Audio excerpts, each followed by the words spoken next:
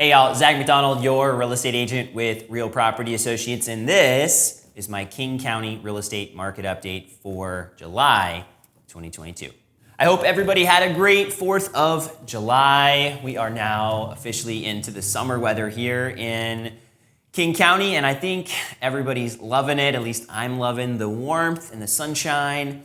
As I'm thinking about the market though, I'm not thinking that we're seeing any kind of a warming up going on. I think things have been slowing down here over the past few months, and I've talked about that in previous updates. So if you haven't subscribed yet and you want to hear about the King County real estate market update on a regular basis, please go ahead and pause and hit that subscribe button, and then we'll continue on. All right, so in this video, if you're new, we typically go through the stats fairly quickly, talk about a few areas in King County and highlight them, and then talk about some applications. So this video is a little bit more of a quick hit versus the Seattle real estate market update, which is more generic for the Seattle Bellevue metro area. And we dive into a little bit more of the numbers, and I add a lot more commentary. So that would be another video to check out. But in this video, we're gonna just go through King County stats here. And as we're looking at the stats in King County, we saw about 7.2% increase in new listings.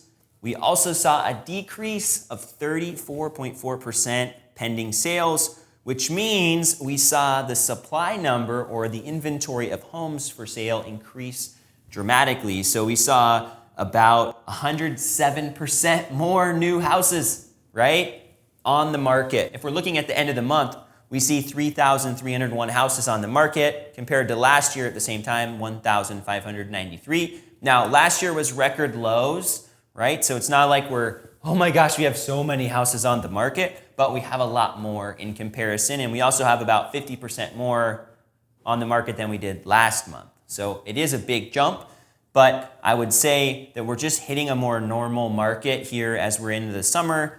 1.5 months of supply is a big jump from last year when we're looking at 0.6 months, but perspective-wise, there's a lot more houses available, which is great for buyers, and I think it's more healthy for the market, right? You don't have everybody fighting over the same 3 houses. Maybe there's 10 houses for everybody to go after. So there's definitely more houses on the market, which is a good thing in King County.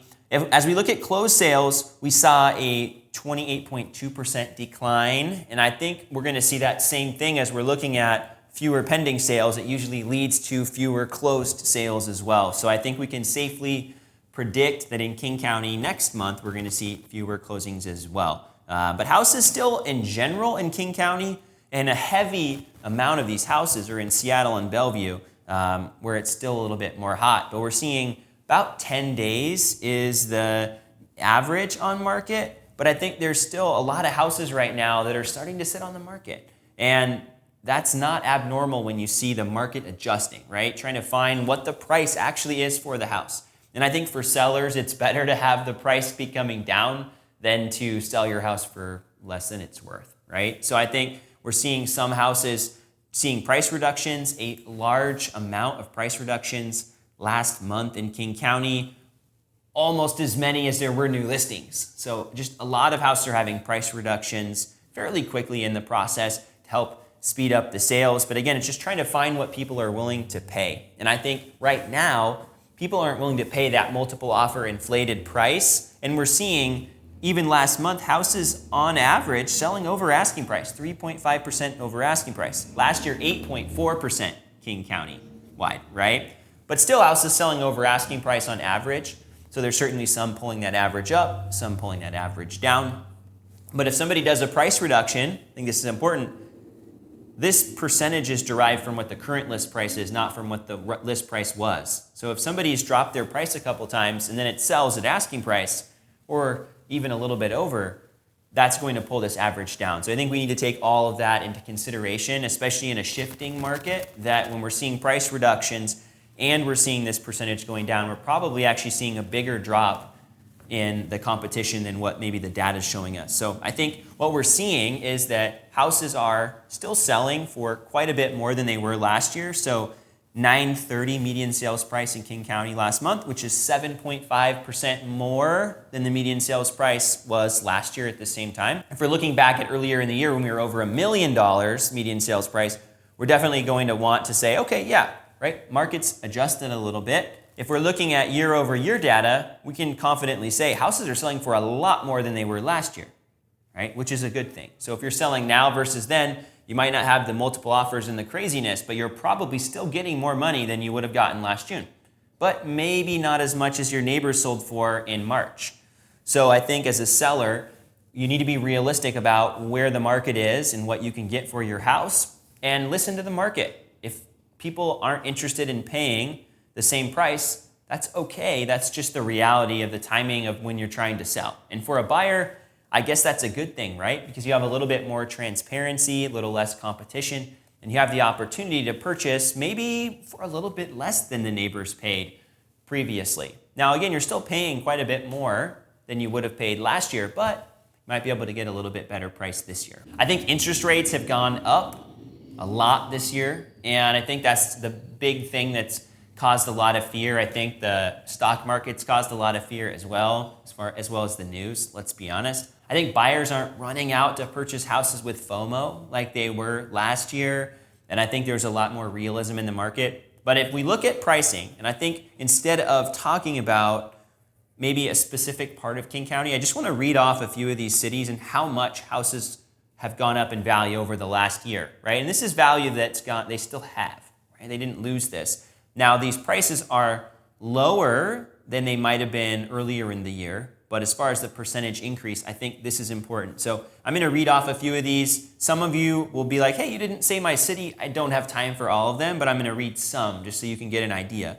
So Seattle's up 9% year over year from last June to this June. Bellevue's up 13.3%.